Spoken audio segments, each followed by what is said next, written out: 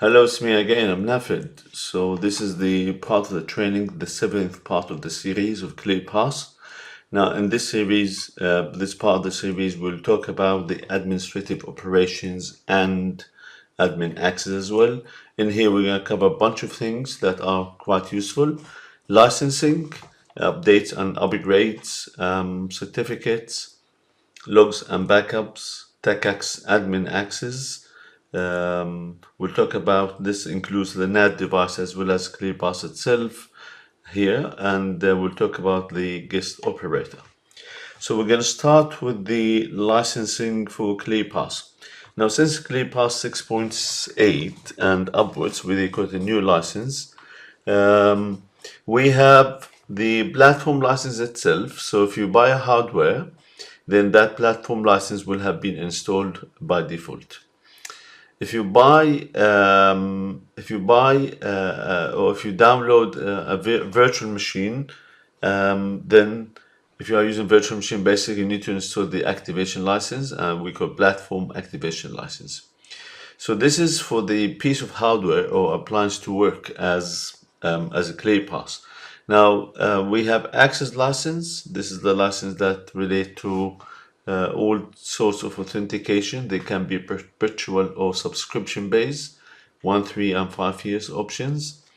Now this access license, what they've done, if as an option, customers can buy entry license that is only perpetual, and if need be in the future, if they need to add some other features like TACACS authentication or 360 security and some others, then they can add what's called access upgrade license. It's possible to do this. So basically there's an access license. If no need for all the features, then entry level license, we call entry license. Otherwise, if in the future a need has become there, basically they can buy an upgrade license. In ClearPass, we have two additional things: on guard, which is the compliance, which we talked about before, and the license, simply speaking, that license per client MAC address. So any machine that is running on guard, it is licensed, so it will be counted every 24 hours, and that's counted daily, and based on the unique client that will send health check, i.e. the on guard running on that machine. Please refer to our video on the on guard. On board as well. On board is bring your own device. It needs a license. It's a per user concurrent license, so it doesn't matter how many devices the user is bringing in. It's per user, so it can be one onboard device or multiple. That's per user. Consumed as long as there's one active certificate. Now for the on guard, the license not compatible with entry license. We've seen the previous slide, and for the onboard, the license may be added to the entry level license. Now both of these can be perpetual, i.e. installed and that's it, one off, and or subscription option if you would like. If you do have a cluster of ClearPass servers, then the count of licenses is the calculated addition of license numbers from publisher, subscriber, and subscribers. So if you have installed licenses on subscribers as well as on publisher, then the total count of licenses in this example, we can see 3 times 1000, that makes it 3000. Now when the license is calculated, remember the license is there consumed as long as there's somebody who authenticates, for example. If that authenticated user logs out of the system, the license is reclaimed back. There are two situations or two cases. You might have enabled accounting. If you have enabled accounting, then the start-stop signal, if the client leaves, then the NAD device will send a stop signal or message. The client is not active, then ClearPass within 15 minutes the license will be reclaimed back. If no start-stop, i.e. accounting is not enabled, then it will be calculated for one whole day, and that will be 24 hours. You can always monitor the licenses by going to administration, licensing, and you can see the licenses have been installed. You can clearly see here the number of licenses, and they are all activated in this example. Certificates. So simply speaking, certificates is a mechanism, or the certificates are digital verification of the identity of something. Now, in the certificate, we have what's called PKI. PKI is public key infrastructure. It is the relationship is multiple, single or multiple devices, servers, basically, we call them certificate authority. We have the root one, the top level, basis of all identities. So everything stems from here, and it is self-certified. So it is going to certify itself. And obviously, this can be privately owned by a company, or it can be publicly owned by public domain or publicly available certificate authorities that are verified by the authorities. Then we have intermediate or subordinate certificate, and that is being issued a certificate here. This CA itself, the intermediate CA, has been certified by the root CA. And the same applies to the issuing CA. You might not have the three of them. You might have this, and that is the same one as the issuing CA. So simply the issuing CA is the closest one to the endpoint or to the certified device. That certified device can be a client certificate, machine certificate, can be any system certificate like Policy Manager, ClearPass Policy Manager, can be a web server certificate, database certificate, any sort of certificate that we need to verify the identity of that specific device. Now that's not enough. Certificate has, or best practice has to be validated. And when you talk about validation of certificate, it means the device need to look if the certificate has not expired, timestamp within the same range acceptable, that we call time skew. Certificate ID match, i.e. the one that has been issued to is the correct certificate common name or the SAN name. Do we trust the source of that certificate? And if certificate has been issued, is it still valid or is it being revoked? We need to include the OSCP, which is Online Certificate Status Protocol, or Certificate Verification List. Now, for that to work, we need to make sure that our system in general talks to a certain time server. So as best practice, we would like to refer to the time server that all our devices in our network talk to. And then it means we'll take, of course, the time zone into account. Now, within that certificate, it has its identity. Certificate can be for different purposes. Now, one of the things that we know certificate is all about, HTTPS is extremely common. We use it for many different purposes. In that certificate, HTTPS, inside we have something called CN, common name. Also, we can include as best practice what's so-called SAN, subject alternative name.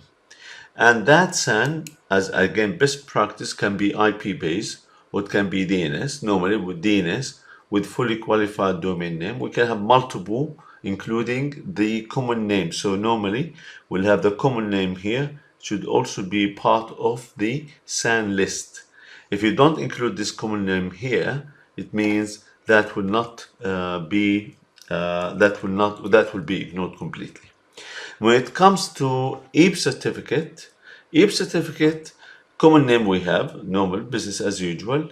We have also the SAN, which is subject alternative name, that includes maybe one or multiple in the list. Now, in the case of the EAP or radius EAP, the common name and the SAN are not validated by EAP. It means what? It means the same certificate can be used for multiple servers, because these will not be checked. Of course, other things will be checked, like the version, the fingerprinting, the timestamp, the revocation list, and so on and so forth. Now, what kind of certificate do we need to install? Is it publicly issued certificate or privately issued certificate? That all depends. So if you are normally having captive portal for the guests, we need to have a public CA. If you might want to manage the server, might or might not have public CA. So HTTPS, captive portal, we would ideally like this one to be publicly certified for the guest solution to work. If you don't BYOD, which is basically the onboarding, EAP authentication, which will have some contractor or some employee who come in and they connect, bring their own device where the public certificate is needed, because otherwise the trust will have an issue. If you have EAP that is issued by employees, so maybe this is doing .1x authentication, then in this case, 99% of the cases, we don't need public certificate. We need private certificate that is issued by the company infrastructure itself. Within the ClearPass, there are multiple different types of certificates. So to be able to reach there, you are under administration, you go certificates, certificate store, and what kind of certificate are you looking either to create or you'd like to import, and so on and so forth. Here is just an example of certificate that has been created for that specific CPPM with that specific IP. Now what I can do, I can request certificate, of course. You can request certificate, sign request, and you can, if you like, create your own certificate. We call it self-signed certificate as well. If you decided to request certificate, sign request, we call CSR, certificate sign request. This means I will be presented with this form. I fill details of that specific installation. Once the details are filled, then I can have that as a copy it, paste it, or send it to the CA admin, and they will generate a certificate for me. Now, when you do this, you have some conditions. Common name not validated. Use a universal common name. That's in the case of, for example, EAP or Radius, because we said the common name as well as the SAN name are not validated. Do not use wildcard name, common name, because some machines might have, some operating systems might have some difficulty. There's no need for extended validation certificate in this case. So simply speaking, you can have a certificate without any extended validation request. If you request a HTTPS certificate, in this case, the same process. We're talking about as a publicly signed root CA. So in this case, if that certificate is meant for Capture Portal, then that should be publicly signed. Wildcard is common, of course. Extended validation is not required. And the common name, as we have shown you before, in the SAN, otherwise it will not be valid, i.e. the common name. If you have not included the common name in the SAN list, subject alternative name, that common name will not be validated in this case, and you will have an issue with that certificate in this case. Updates, upgrades, backups, and logs. So from time to time you might need to update. Of course, this is just to show you that you need to log in with a proper username, with a proper support contract. So to perform software update or update for the hotfixes or profiler posture, you go to administrations tab under the agents and software update. You can go software update. Here it will list you whatever you need to update. It says in here, look at this, system update or upgrade is not allowed on the platform license, does not have valid support contract. They started this one recently. So in here we can also look at the automatic update. By default, default values here, automatically check for available software update is enabled by default. Download posture and signature, it will not install them, but it will download them. By default it says false, and we change it to true. You can automatically download minor updates for extensions and so on and so forth. So you can do this if you would like to do so. Again, once that's updated, you can see what has been firmware and batch updates. It tells you is installed. If there's any issue, you can click on it and find out what's going on. You can run backup. It's always the case that automated backup will always run every day. They will keep a certain number of backups and they will delete the older ones. Where do you find them? Under the administration, server manager, local shared folder, and you can see the automated backup has been generated for you. You can though back up the server. So you can go to the server manager, server configuration, and back it up. So that is a copy there and then you download that backup. Indeed, if you click on any of these, it will download them it will download as a zip file. You can look at the logs. You can also collect logs from the server manager, server configuration, collect logs. And once you click on this one, a new menu or a new screen will show up, which will ask you for some details. You fill out these details. Once you collect logs, you can download them. So you can download these logs have been collected. You can download them. You can also see the local shared folder. What kind of file you're looking for: system logs, service log, automated backup, and backup logs. These are the things that you can find them in the shared folder. Now we talk about the admin access to NAT device. It means if I need to authenticate on, say, mobility controller, or I need to authenticate on access point or a switch, we call these NAT devices, as you know. We are going to use TACACS Plus to authenticate the admin user to ClearPass Policy Manager.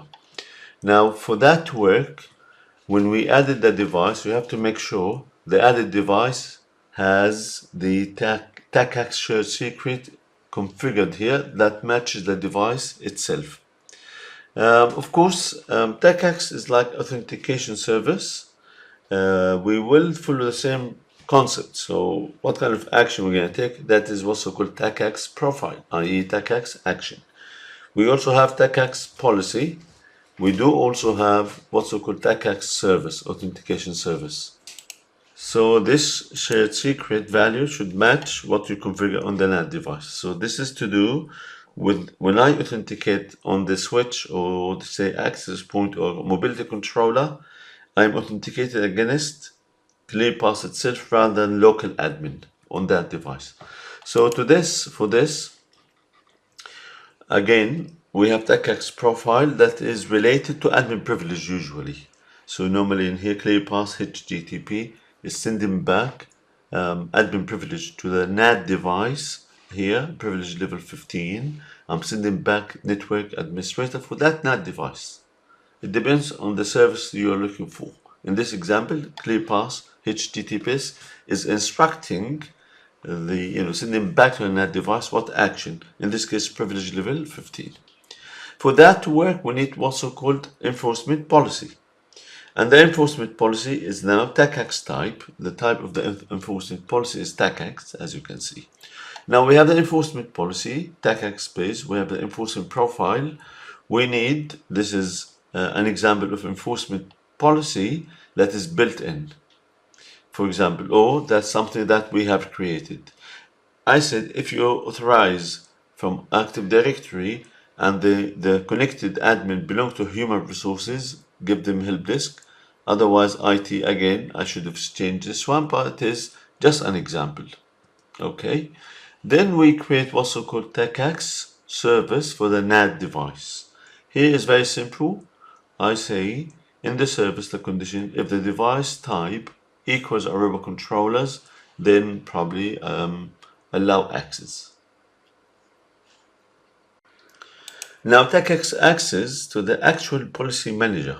So now we'd like to control access to a policy manager. Now, what happens normally when we connect and log into a policy manager, like what you see here, you go to the HTTP whatever IP, like simply, or fully qualified domain name, and when you connect to that policy manager as admin, you are going to be served by a built-in authentication service called Policy Manager Admin Network Login Service. So that is built in. It says connection NAD IP equal myself, if you like. Then this user or this admin user will be allowed. How does that work? Now, simply speaking, you don't have to worry much if you don't have any intention to make any changes. I'm showing you that this is the service that will serve, which is built-in service, will serve all admin logins by default on ClearPass Policy Manager. Now, usually admins, we have admin users under the administration tab, and we have admin privilege. Built in 7 different privileges that you can create these privileges. So this is admin privilege. You can indeed export them in a kind of XML file. You can export all. That will export these in a like an example in here, XML file. You can import these, you can modify, you can add whatever you like if you would like to do so, and that will be exported in adminprivilege.xml, which is just an example of part of that file. You don't need to manipulate this unless you need to feed it to different system, maybe part of a script, but I want to show you that it's quite possible to manually, even here, come and add your own admin privilege from an external source. Or easier, if that is not your intention, you could do it locally from the admin privilege. Now, admin users, each admin user will have a privilege level. You see, these are built-in admin user API admin, and I added all of these. Now, to add an admin user, click on that. That will add the admin user, user ID, and so on. And you define the privilege level for that specific admin user. Of course, those admin users will be authenticated, i.e. these, like this ID is the one that I will log in with this ID. That's a local user. I'm not using any external database for this ClearPass to communicate with in this case. I can do read-only, like if I configure this as a read-only account. Notice in the services I have no way, because that's read-only account. And that read-only account, read-only, that's me in Salama. And the read-only account is not allowing this account, admin account is an admin account, but it's not allowing this account, for example, to create a new service. You can have your own custom privilege. Again, you can add, if you would like, a new privilege or admin privilege, and that can be customized, and you define what you are looking for. What kind of access does this admin have got?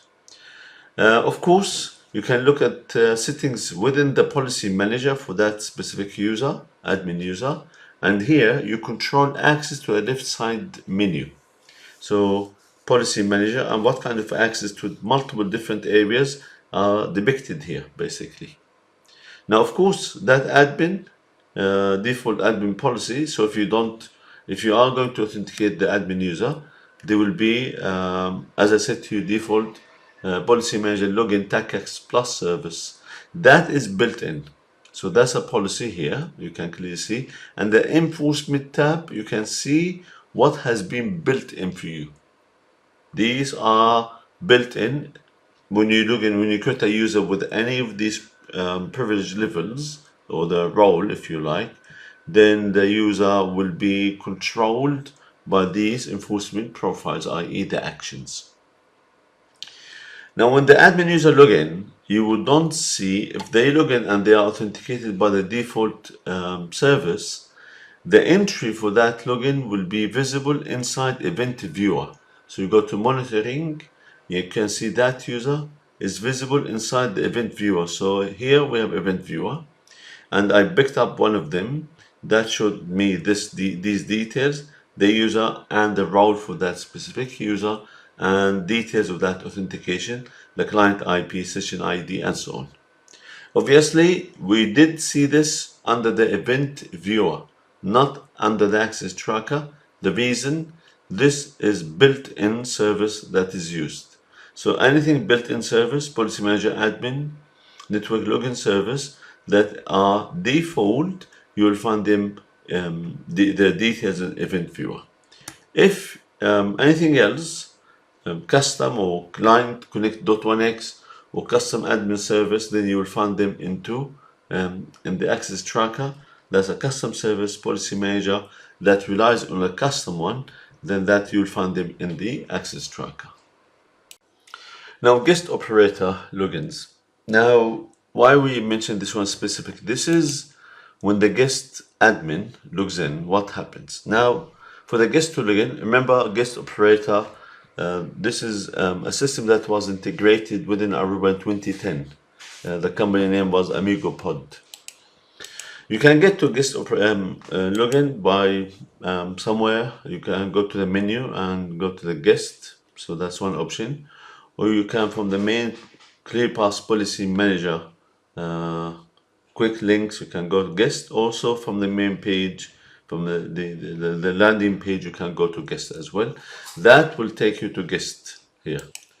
So that's the guest operator here. You can see under administration, operator logins, and these are called profiles. Profiles are kind of equal or equivalent to the admin privilege for the ClearPass policy in the ClearPass Policy Manager.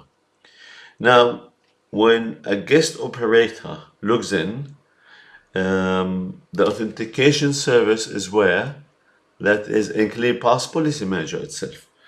And how that works, they have also called the translation rules. There's a built-in one called ClearPass Profile Mapping. So when the guest operator login from the main page, it has to map the profile, i.e. the admin privilege, to the actual admin privilege that comes from ClearPass Policy Manager. So how that works, in the enforcement profile for the guest admin operator, there's something called privilege level.